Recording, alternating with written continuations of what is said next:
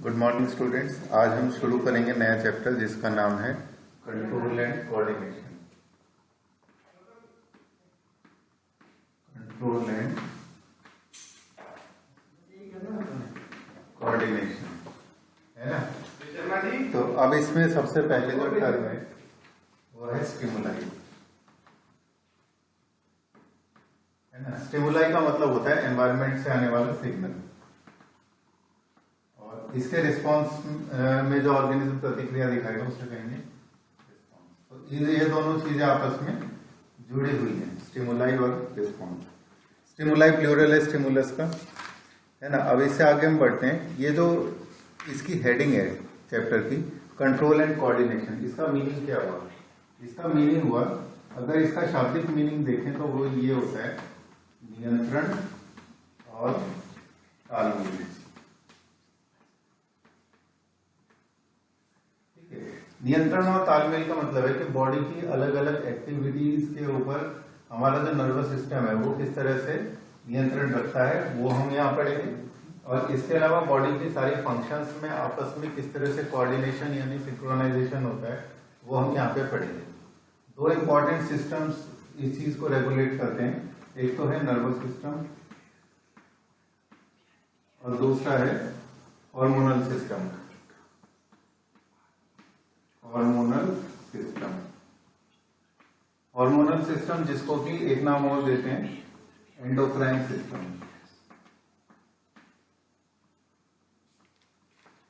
ठीक है, तो ये दोनों सिस्टम्स हम पढ़ने वाले हैं, एनिमल्स पे भी प्लांट्स पे भी। प्लांट्स के केस में नर्वस सिस्टम एग्जिस्ट नहीं करता, प्लांट्स में सिर्फ हार्मोनल सिस्टम यानी कि एंडोक्राइन सिस्टम एग्जिस्ट करता है। यानी कि उनके अंदर कुछ ऐसे सब्सटेंस रिलीज होते हैं जो डाइवर्स फंक्शंस को इफेक्ट या कंट्रोल करते हैं। तो सबसे पहले हम देखते हैं प्लांट्स के केस में ऐसे कौन से हार्मोन्स होते हैं।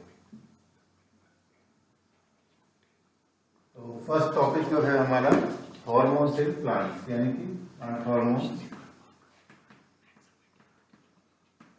ठीक है, प्लांट हार्मोन्स को एक दूसरा नाम भी देते हैं हम, फाइटो हार्मोन्स कहते हैं, और इनका एक नाम और है प्लांट ग्रोथ रेगुलेटर। यानी कि प्लांट की ग्रोथ को रेगुलेट करने वाले सब्सटेंसेस को हम प्लांट ग्रोथ रेगुलेटर्स या फिर प्लांट हार्मोन्स कहते हैं। इनके कौन कौन से टाइप्स हैं, अब एक एक करके देखते हैं। सबसे पहला टाइप है, उसका नाम है ऑक्सिन। ऑक्सिन एक ग्रोथ प्रमोटिंग है और इसका जो फंक्शन है वो क्या है, रूट और शूट टिप की ग्रोथ को हेल्प करना। Root and shoot tip growth, ठीक है, वो हेल्प करता है। इसका मतलब कैसा हुआ, ग्रोथ प्रमोटिंग हार्मोन है। इसके बाद दूसरा आता है, उसका नाम है जिबरेलिन। ठीक है, जिबरेलिन भी एक ग्रोथ प्रमोटिंग हार्मोन है, लेकिन इसका मेन फंक्शन क्या है, इंटरनोडल लेंथ को इंक्रीज करना। Internodal length increase. तो इसमें ध्यान क्या रखना है, इसमें ध्यान ये रखना है कि ऑक्सिन किस पे इंपैक्ट डालेगा, ऑक्सिन डालेगा शूट या रूट टिप पे, यानी कि वहां पर कौन से मेरिस्टेमेटिक टिश्यू है, एपाइकल मेरिस्टेम, वो रूट के एपेक्स में भी होते हैं, शूट के एपेक्स में भी होते हैं। और जिब्रेलिन क्या डालता है, इंटरनोडल लेंथ इंक्रीज यानी कि इंटरकैलरी मेरिस्टेम पर अपना इफेक्ट दिखाता है। अब आता है फिर साइटोकाइनिन। साइटोकाइनिन जो होता है ये भी ग्रोथ प्रमोटिंग हार्मोन है और इसका फंक्शन होता है कि सेल डिवीजन में हेल्प करता है। यानी कि प्लांट में जब भी कोई ग्रोथ होगी, रिपेयर होगा, तो उसमें ये अपना रोल प्ले करेगा। ठीक है, इसके बाद आते हैं साइटोकाइनिन के बाद एब्सिसिक एसिड। एब्सिसिक एसिड जिसको शॉर्ट में ABA कहते हैं, ये ग्रोथ इनहिबिटिंग हार्मोन है। यानी कि ये इस तरह के इफेक्ट्स दिखाएगा जैसे कि रेस्पिरेशन रेट को बढ़ा देना, फलों का पक है ना, और स्टोमेटा का क्लोजर हो जाना, और इसी तरह की दूसरी एक्टिविटी जैसे कि पत्तियों का पीला पड़ जाना। ठीक है, उन सब के लिए एब्सिसिक एसिड रिस्पॉन्सिबल। तो इसके लिए इन्होंने क्या लिखा है, ये डॉर्मेंसी में हेल्प करता है। डॉर्मेंसी का मतलब है कि जब उपयुक्त कंडीशन होने पर भी बीज अंकुरित ना हो, उस कंडीशन को डॉर्मेंसी कहते हैं। तो डोरमेंसी के लिए रिस्पॉन्सिबल है, स्टोमेटा का क्लोज होना उसके लिए रिस्पॉन्सिबल है, पत्तियों का मुरझाना और झड़ना उसके लिए रिस्पॉन्सिबल है। तो इन सब चीजों के लिए एब्सिसिक एसिड रिस्पॉन्सिबल होता है। एब्सिसिक एसिड के अलावा एक और हार्मोन होता है जिसका नाम है इथाइलिन। इथाइलिन एक गैसियस हार्मोन है और ये भी ग्रोथ इनहिबिटिंग है, यानी कि ग्रोथ को रोकने वाला है। इसके इफेक्ट्स होते हैं जैसे कि राइपनिंग ऑफ फ्रूट्स, यानी कि फलों का पकना। ठीक है, तो ये 5 तरह के हॉर्मोन्स हैं जो प्लांट्स के अंदर पाए जाते हैं। इनके मेन इफेक्ट्स अक्सर पूछ लिए जाते हैं। अब आता है नेक्स्ट टॉपिक, उसका नाम है प्लांट मूवमेंट्स। प्लांट के हॉर्मोन्स के बाद नेक्स्ट आ जाएगा प्लांट में मूवमेंट्स किस किस टाइप की होती है। प्लांट्स में जो मूवमेंट है वो 2 तरह की है। पहली है ट्रॉपिक और दूसरी है नेस्टिक। ट्रॉपिक और दूसरी हुई नेस्टिक। ठीक है, ट्रॉपिक का मतलब होता है टूवर्ड्स, उनका कोई पर्टिकुलर डायरेक्शन होता है, और नेस्टिक वो होती है जिनका की कोई पर्टिकुलर डायरेक्शन नहीं होगा। ठीक है, अब देखो ट्रॉपिक के बारे में ये लिखा है कि इनके केस में एक एक्सटर्नल स्टिमुलस एक डायरेक्शन से आएगा।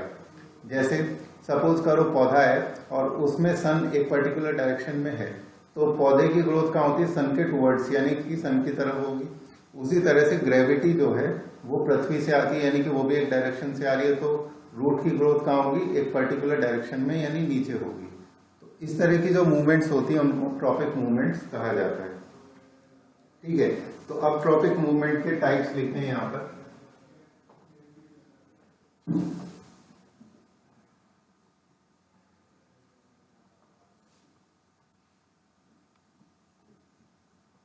ट्रॉपिक मूवमेंट के टाइप्स दिए हैं यहाँ पर। सबसे पहला ट्रॉपिक मूवमेंट का टाइप है जियोट्रॉपिज्म। जियोट्रॉपिज्म का मतलब, जियो का मतलब होता है अर्थ और ट्रॉपिज्म का मतलब टूवर्ड्स। अर्थ की टूवर्ड्स जो ग्रोथ होती है वो होती है किसकी, रूट्स की। तो उस तरह के मूवमेंट को हम कहते हैं पॉजिटिवली जियोट्रॉपिक मूवमेंट। और जो शूट होती है वो क्या होती है, ग्रेविटी के अपोजिट जाती है, तो उसको कहते हैं नेगेटिवली जियोट्रॉपिक मूवमेंट। तो ये पहला टाइप हो गया जियोट्रॉपिज्म। इसके बाद आएगा फोटोट्रॉपिज्म। फोटोट्रॉपिज्म, ठीक है, तो यानी कि इसमें किसका इफेक्ट आया, ग्रेविटी का। इसमें किसका इफेक्ट आया, लाइट का, यानी कि सन का। इसके बाद आएगा हाइड्रोट्रॉपिज्म। हाइड्रोट्रॉपिज्म, हाइड्रो का मतलब क्या होता है, वाटर। तो यानी कि जब प्लांट की रूट्स की ग्रोथ टुवर्ड्स वाटर होगी तो उसको कहेंगे हाइड्रोट्रॉपिज्म। हाइड्रोट्रॉपिज्म के बाद आएगा कीमोट्रॉपिज्म। कीमोट्रॉपिज्म, कीमोट्रॉपिज्म का जो एग्जांपल है वो ये है कि जो रूट्स की होती है वो उस डायरेक्शन में ग्रो करती है जहां पर उन्हें मिनरल्स ज्यादा अच्छे अमाउंट में मिलते हैं। या फिर इसका एक एग्जांपल वो भी ले सकते हैं कि जब पॉलन ग्रेन स्टिग्मा के ऊपर आकर गिरते हैं, पॉलन ग्रेन जब स्टिग्मा के ऊपर आकर गिरते हैं तो उनके जर्मिनेट होने से जो पॉलन ट्यूब बनती है वो पॉलन ट्यूब ग्रो करती है टुवर्ड्स ओवरी, है ना। उसकी मूवमेंट कुछ इस टाइप की होती है कि अगर ये स्टिग्मा है और ये है स्टाइल एंड ओवरी, तो यहाँ पर गिरने वाले जो पॉलन ग्रेन्स हैं इनके जर्मिनेट होने से जो पॉलन ट्यूब बनेगी वो नीचे कहाँ ग्रो होगी, टुवर्ड्स ओवरी ग्रो होगी, है ना। इस तरह के जो मूवमेंट है वो पर्टिकुलर कुछ केमिकल्स ऐसे रिलीज किए होंगे ओवरी ने जिसकी वजह से उस डायरेक्शन में पॉलन ट्यूब की ग्रोथ हो रही है। तो इस तरह के मूवमेंट को कीमोट्रॉपिज्म कहते हैं। इसके बाद आता है थिग्मोट्रॉपिज्म। थिग्मोट्रॉपिज्म, थिग्मोट्रॉपिज्म उसे कहते हैं कि जब टच के रिस्पॉन्स में किसी एक पर्टिकुलर डायरेक्शन में मूवमेंट होगा। ठीक है, अब इसका एग्जांपल देख लेते हैं। अब थिग्मोट्रॉपिज्म का जो सबसे अच्छा एग्जांपल है वो क्या है कि जैसे सपोज करो कि वाइन्स एंड टेंड्रिल्स। अब ये वाइन्स और टेंड्रिल्स क्या होते हैं, वाइन्स का मतलब तो होता है बेलें और टेंड्रिल्स का मतलब होता है कि जो जिन प्लांट्स का सॉफ्ट स्टेम होता है उनमें सपोर्ट के लिए कुछ इस तरह के स्ट्रक्चर्स डेवलप होते हैं, है ना। वो क्या करते हैं, अपने आसपास की ठोस चीजों को पकड़ लेते हैं और उनके सहारे ऊपर चढ़ते हैं, उनको टेंड्रिल्स कहा जाता है। तो ये जो टेंड्रिल्स के अंदर हमें डायरेक्शनल रिस्पॉन्स दिखता है प्लांट्स का टच के लिए कि इस डायरेक्शन में सॉलिड ऑब्जेक्ट है, इस डायरेक्शन में ग्रो करके मुझे इसे जकड़ लेना है, उसको कहते हैं थिग्मोट्रॉपिज्म। ठीक है, अब इसके बाद आगे बढ़ते हैं नेस्टिक मूवमेंट्स। नेक्स्ट आएगा नेस्टिक मूवमेंट। अब नेस्टिक मूवमेंट्स वो होती हैं जिसमें क्या लिखा है कि these are curvature movements due to turgor changes in the cell. Turgor change का मतलब है कि टच होते ही जो सेल है वो टर्जिड से फ्लैसिड हो जाता है, जिस वजह से सेल क्या हो जाता है, मुरझा जाता है।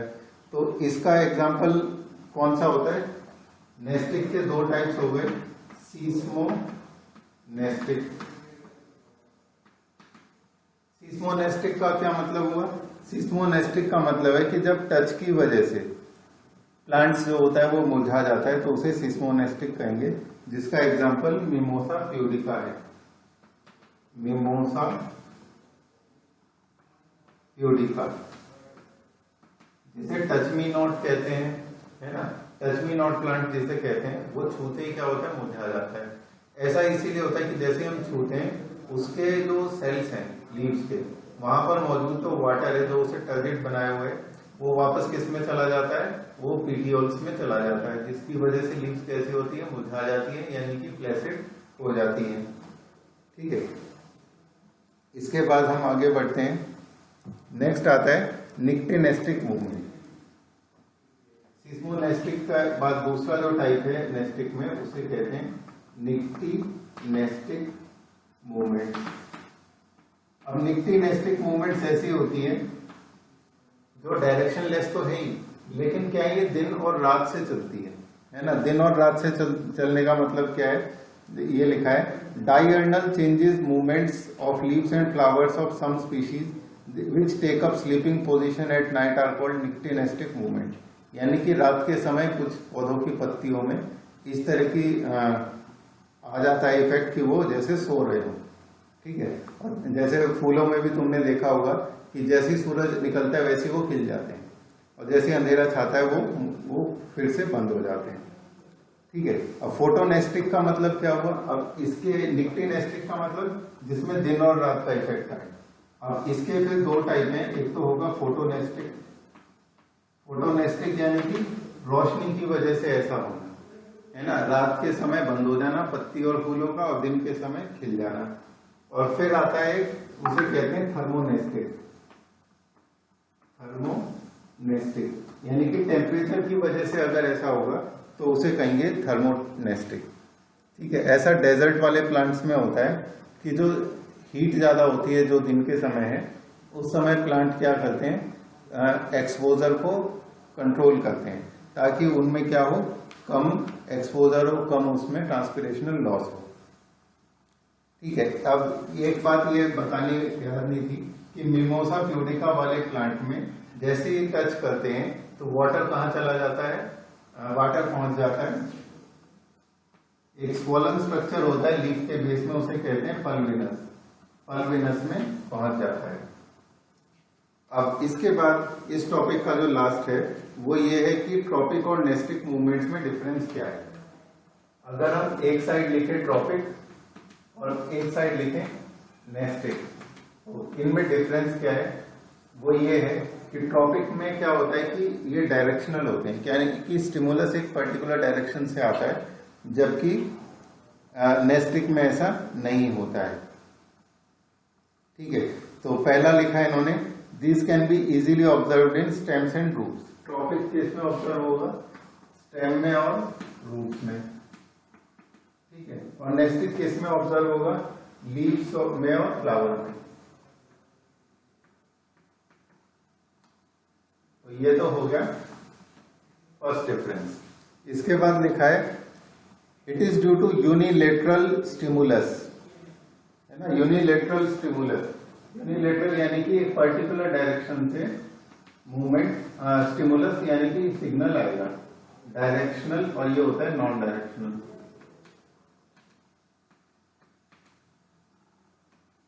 Non directional. इसके बाद आता है movements is related to stimulus, that is plant organs either move towards source of stimulus और अवे फ्रॉम इट और इसका मतलब क्या है कि इसके केस में जो मूवमेंट होगा ट्रॉपिक के केस में, तो जिधर से सिग्नल आ रहा है या तो उसकी तरफ ग्रो करेगा या उससे दूर ग्रो करेगा, है ना, इस तरह का मूवमेंट है। लेकिन नेस्टिक के केस में ऐसा नहीं है कि ग्रोथ इफेक्ट होती हो, इसमें क्या है मूवमेंट इफेक्ट होती है। जैसे कि मैंने अभी बताया कि फूलों का खिलना या फूलों का बंद हो जाना, तो वो किस तरह की मूवमेंट है, वो डे और नाइट या टेम्परेचर से रेगुलेट होने वाली मूवमेंट है। और इसके एग्जाम्पल क्या आएंगे, ट्रॉपिक मूवमेंट से एग्जाम्पल है कि सनफ्लावर का मूवमेंट टुवर्ड सन, और नेस्टिक का एग्जाम्पल आएगा टच मी नॉट प्लांट का मूवमेंट छूते ही, है ना। तो इस तरह के जो मूवमेंट्स होते हैं जिसके हमने क्लासिफिकेशन देखे या जिसके हमने एग्जाम्पल्स देखे, वो सब याद रहने चाहिए।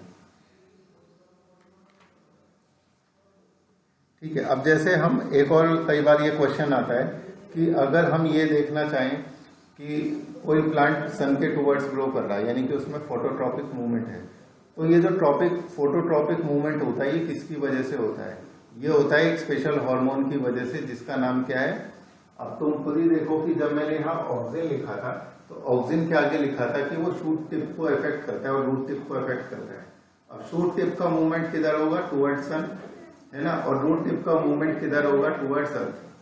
ये जो टुवर्ड्स वाले मूवमेंट होते हैं इनको इफेक्ट कौन करेगा, इनको इफेक्ट करेगा ऑक्सिन, है ना। यानी कि ऑक्सिन का मूवमेंट किधर हुआ, एक पर्टिकुलर डायरेक्शन में हेल्प करने में, जिसको कि फोटोट्रॉपिक या जियोट्रॉपिक मूवमेंट कहते हैं। क्योंकि ऑक्सिन जो हार्मोन है वो कहाँ पाया जाता है, वो पाए जाते हैं मेरिस्मेटिक टिश्यूज में जो रूट और शूट टिप में होते हैं। ठीक है, तो ये थे प्लांट के हार्मोन्स के कुछ डिटेल्स, प्लांट की मूवमेंट के कुछ डिटेल्स। अगली बार हम पढ़ेंगे कंट्रोल एंड कोऑर्डिनेशन एनिमल्स में कैसे होता है, यानी कि उसमें एनिमल्स का नर्वस सिस्टम आएगा, उसमें एनिमल्स का एंडोक्राइन सिस्टम आएगा। ठीक है, थैंक यू।